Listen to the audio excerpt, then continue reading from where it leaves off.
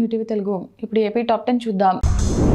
పోలగుంది మండల కేంద్రంలో అక్రమంగా నిర్మించిన లేఅవుట్లు, భవనాలను ఎల్ఆర్ఎస్ కింద క్రమబద్ధీకరించుకోకపోతే కఠిన చర్యలు తప్పవని Kurnool urban development authority chairman Somasetty Venkateswarlu హెచ్చరించారు.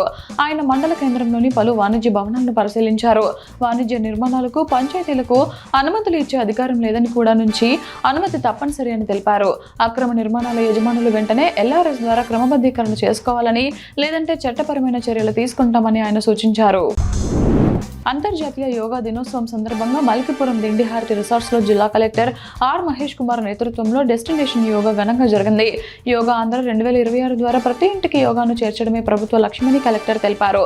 జేసీ వైకం నదియాదేవి మాట్లాడుతూ జూన్ 7 నుండి 21 వరకు జిల్లా వ్యాప్తంగా యోగా ఉత్సవాలు నిర్వహిస్తున్నామని, నిత్య జీవితంలో యోగాను భాగం చేసుకోవాలని పిలుపునిచ్చారు.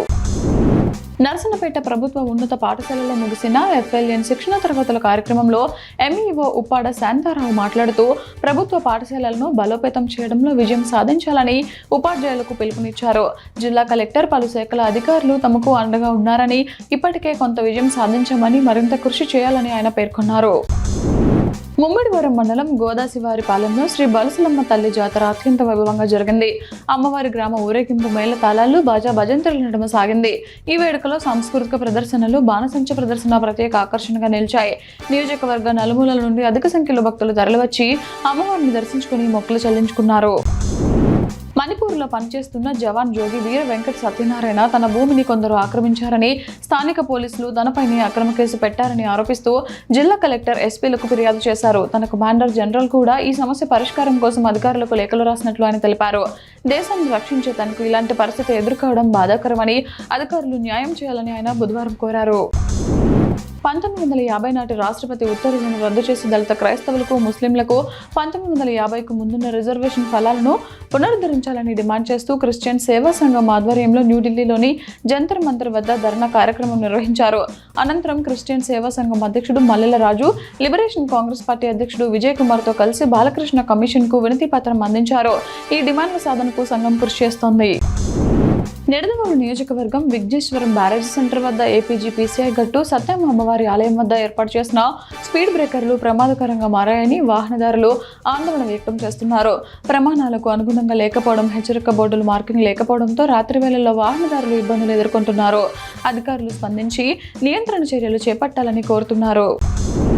డుమ్రిగూడ మండలంలోని గస్బా పంచాయతీ నోగిల నుంచి మొర్రిగూడకు వెళ్లే తారు రహదారి దయనీయ స్థితికి చేరుతుందని గిరిజనులు ఆవేదన వ్యక్తం చేశారు. కొన్నేళ్లుగా రహదారి పూర్తిగా దెబ్బతినడంతో ప్రయాణికులు, వాహనదారులు తీవ్ర ఇబ్బందులు ఎదుర్కొంటున్నారని తెలిపారు.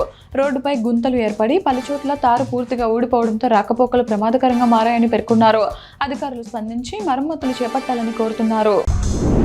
ప్రకాశం జిల్లా దర్శిలో కూటమి ప్రభుత్వానికి 2 ఏళ్లు పూర్తయిన సందర్భంగా వైసీపీ నాయకులు నిరసన తెలిపారు. ఈ సందర్భంగా దర్శి ఎమ్మెల్యే, జిల్లా అధ్యక్షులు బూచేపల్లి శివప్రసాద్ రెడ్డి పాల్గొన్నారు. కూటమి ప్రభుత్వంపై నిరసనగా నల్ల రిబ్బన్లు, నల్ల బెలూన్లను ఎగరేసి నిరసన వ్యక్తం చేశారు. 2 ఏళ్లలో కూటమి ప్రభుత్వం చేసిన నేరాలపై ఫోటో గ్యాలరీ ఏర్పాటు చేసి అనంతరం వైసీపీ నాయకులతో కలిసి రౌండ్ టేబుల్ సమావేశం నిర్వహించారు. శ్రీకాళహస్తీశ్వర దేవస్థానంలో రాత్రి కాలభైరవ స్వామికి విశేషంగా అభిషేకాలు నిర్వహించారు. పాలు, పెరుగు, తేనె, చందనంతో స్వామివారికి అభిషేకం చేసి అనంతరం పుష్పాలతో అలంకరించి హారతి సమర్పించారు. ఈ కార్యక్రమంలో భక్తులు అధిక సంఖ్యలో పాల్గొన్నారు.